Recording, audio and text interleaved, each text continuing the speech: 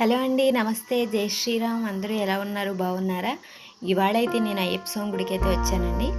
మా ఊళ్ళో ఉన్న అయ్యప్ప స్వామి వారి గుడికి. ఇంకోటి చూడండి, మాకు అయితే ఇలా చక్కగా పెద్దగానే ఉంటుంది గుడి. మా అయ్యప్ప స్వామి వారు ఎదురు 18 మెట్లు, నటరాజ స్వామి వారు,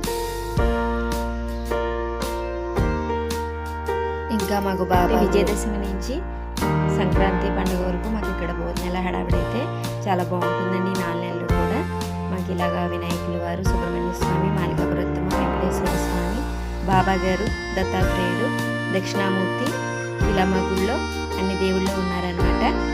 మా అయ్యప్ప స్వామి వారిని అయితే నేను చూపిస్తున్నాను. వాళ్ళ ఉత్తరా నక్షత్రం అండి. అంటే ఆయన స్వామివారి జన్మ నక్షత్రం ప్రతి నెల వస్తుంది. ప్రతి నెల అయ్యప్ప స్వామివారి జన్మ నక్షత్రం రోజున ఆ స్వామివారికి అభిషేకాలు అయితే చేస్తారండి.